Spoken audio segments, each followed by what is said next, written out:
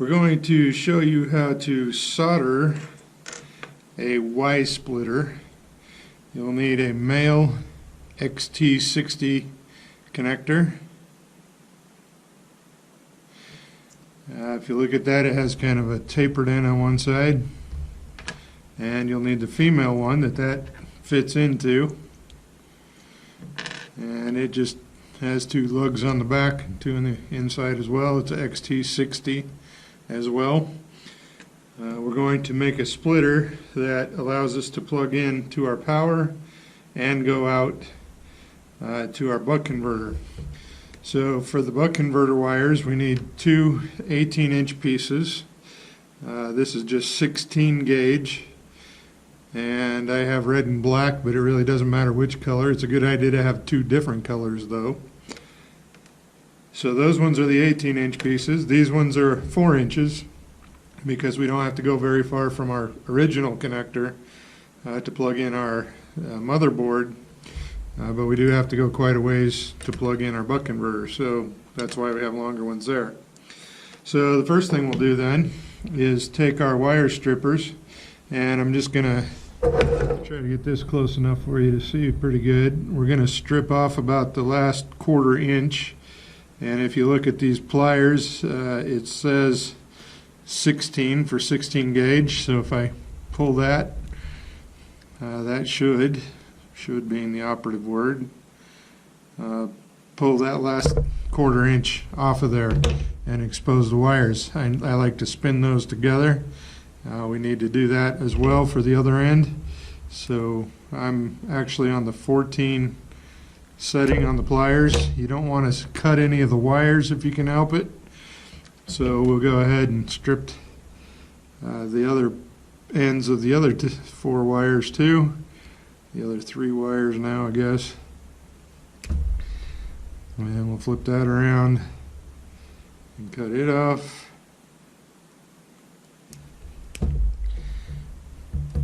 If you don't get a good clean cut, then just go a teeny bit lower and do it again. Spin those together. We're going to tin these wires after we connect them together. They're going to fit into these holes on the back, and we should have room for 2 of those. Actually, sorry, that's the back. So we're going to have 2 of them connected together. We're going to solder those into those lugs, and that will make our connection. So I have those 2. I'll do these 2.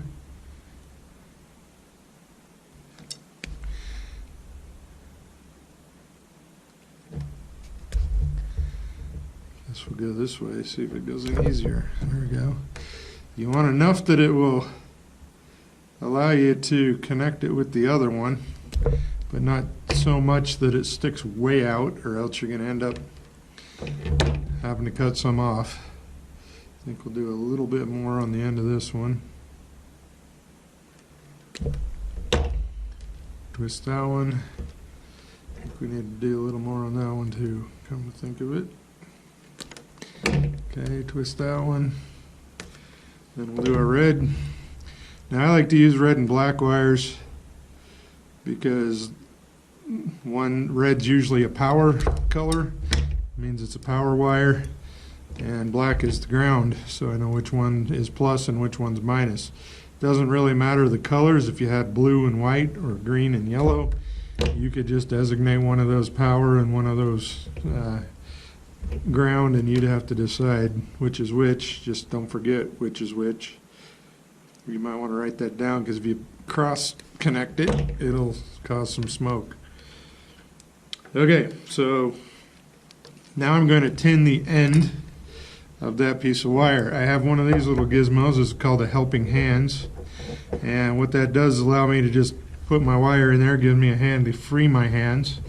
I just got this fancy new soldering iron, and I have some solder, and what we're going to do is see how well that heats up. Yeah, the light even works. So I'm going to turn that on. I just pull the trigger full blast. It superheats really fast, it looks like. I'm going to put a little bit of solder right on the gun, that way I know it's hot enough. Okay, there's some went.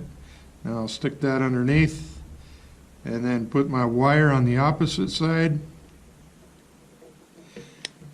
Actually, I want to do that a little different, come to think of it. What I need to do is connect both of our red ones together. So I'm going to put them both next to each other, kind of spin them together like this. Then I'm going to check and make sure that it fits in that connector on the back that I have to put it in. Okay, it looks like it does enough that I can get some solder down in here. So I think we'll be good there. Now I'll have to double check and see. This edge has a little minus sign, so that's our negative. So our red one is positive. So we'll want to make sure that we put that red one in the positive side before we solder into our connector. We'll worry about that in a minute. So right now I just got them soldered together, twisted together, and now I'm going to heat it up. And we want to heat the wires on the bottom and put the solder on the top, just like we did when we practiced our soldering stuff earlier in the year.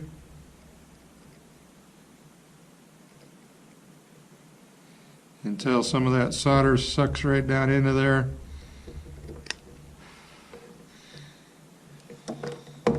And I don't know if you can see that very good, but now we got those two tinned together. Okay, I want to do that also with my black wires. So I'm going to take those two, twist them together, just like I did the red ones.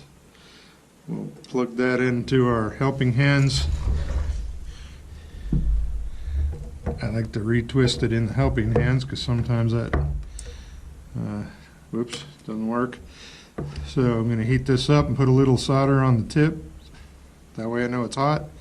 It also helps wick the heat from the bottom to the top. And that's all I need right there, just enough to solder those two pieces together.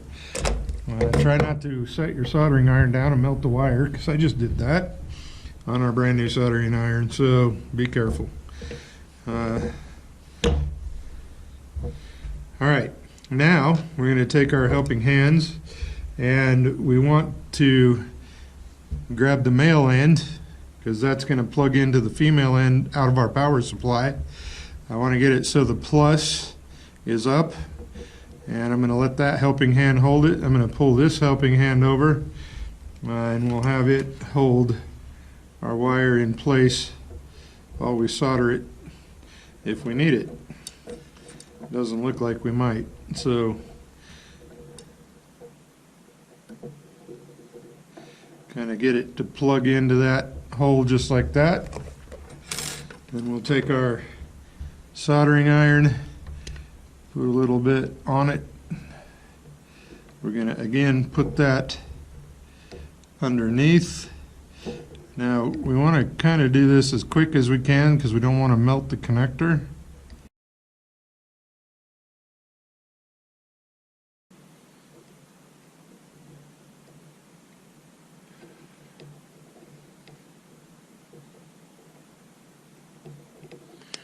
There we go. So just heated enough that it kind of heat that up.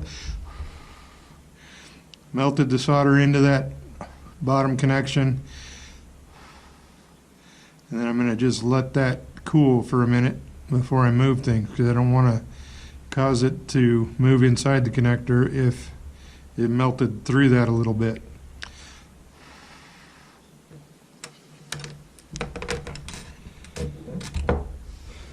Alright, now I'll disconnect the red wire from one helping hand and go to the other. Okay, and then we'll flip that over.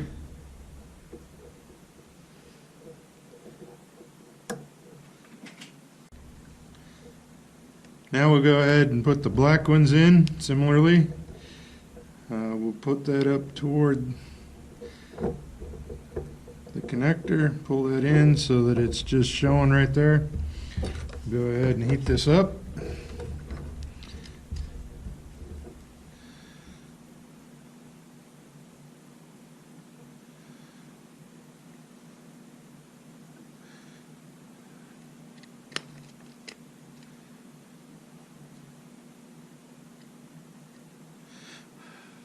get a little on the tip.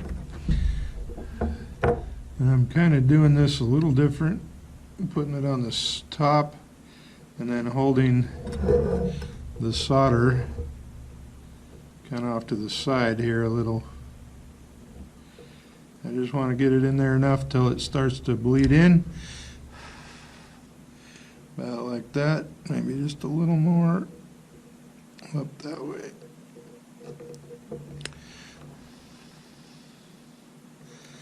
This is an amazing solder gun.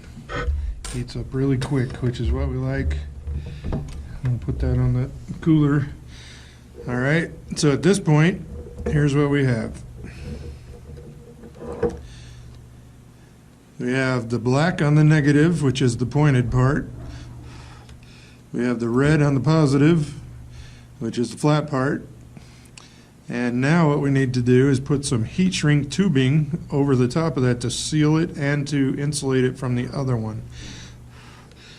We'll let that cool just a little. Heat shrink tubing is kind of cool stuff. We'll put a little piece of that over these two wires and just up against the metal there, and then we heat it up with a hot air gun, and that'll melt it together. It actually shrinks down around the wires, kind of holds them together, protects the connector and the wires, and kind of protects them from moisture and other things.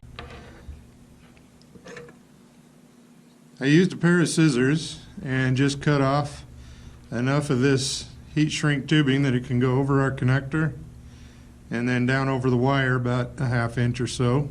I cut off 2 of those just off of one of these pieces that you can get in a package similar to this. You can also get it in rolls.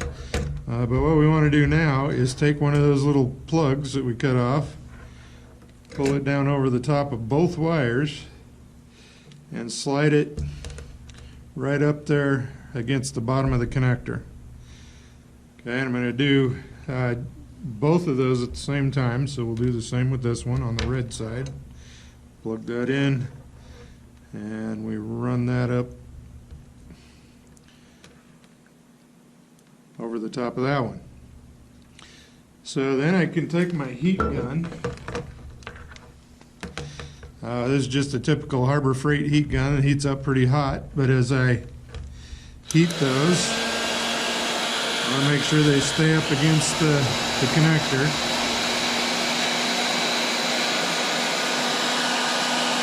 But as I heat those up, you see they begin to shrink down and conform to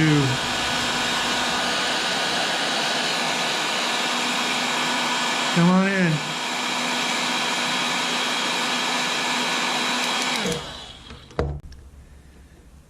Now, if you don't happen to have a heated air gun, you can use a lighter, but you got to be careful and just do it a little bit because you don't want to melt your wires and you don't want to melt or burn through the insulation.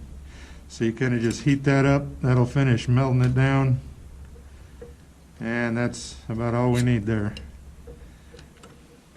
And you see that that just squishes right up against the wires and makes it so that we're ready for the next part. So the next part is this.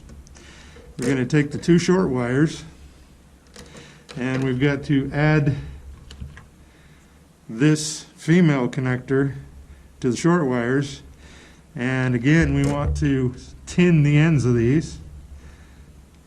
So I like to spin those, pull the wires up so that they're all spun into a kind of a net together. We'll use our helping hands again, and we'll go ahead and tin the end of that black wire first, and then we'll put the red one in and do it next. So I'm going to go ahead and heat that up, melt it a little bit. That way I know it's hot.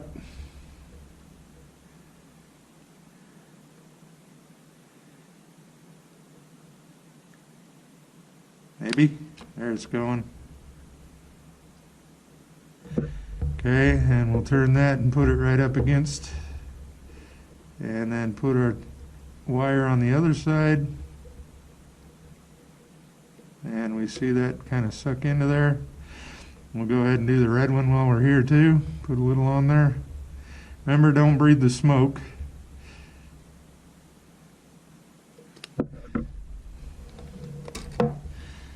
Okay, so there we have both ends tinned. Now, at this point, we want to cut a couple more of our little pieces of heat shrink, because we have to put those on before we solder the next part on, or else we won't be able to get it on. So I'm going to clip that about as long as the other pieces were, and then we'll be ready to put those on. So I'm going to slide one of those over each wire. Now try not to let it hit the hot solder very much if you can, especially if you just barely soldered. Otherwise it's going to cause it to shrink, and you don't want it to until you get it in the connector. Alright, so we need to look at our connector, and we see that the negative is the pointed side there, so we're going to slide that one in first. Okay, it looks like I might need my other helping hands here for a second.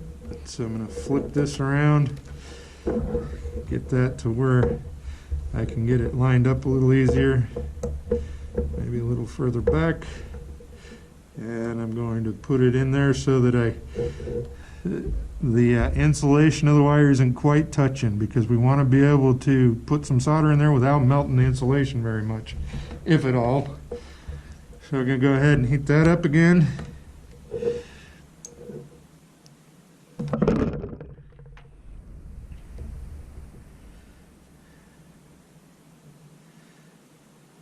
Okay, I'm going to hold that underneath the connector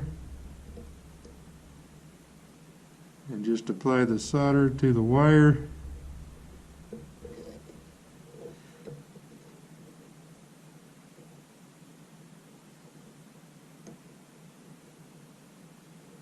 There we go, our solder's starting to melt.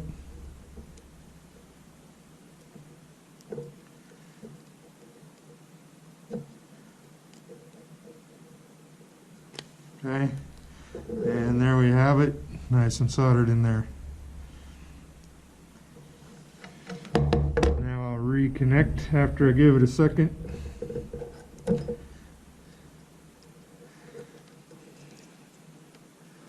Flip that over so that we can get to our positive side.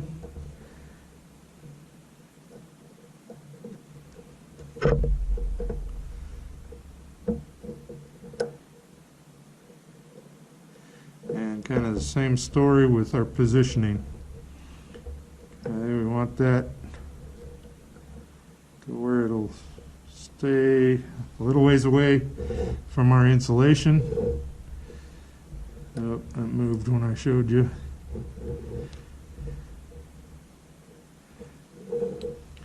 We'll go ahead and heat that up again.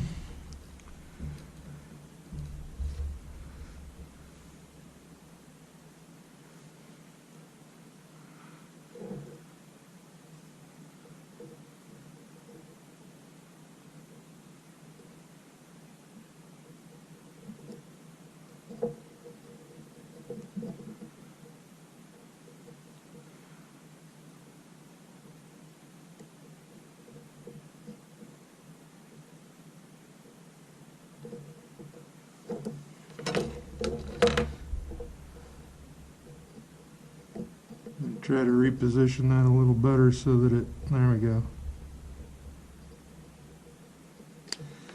Okay, and I just go until it kind of fills up that little tray.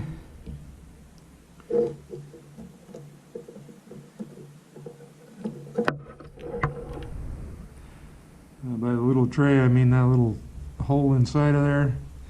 Then I'm going to go ahead and slide my shrink wrap, my heat shrink up there, and I'll do this one with the lighter so you can kind of see the difference between it and the heat gun.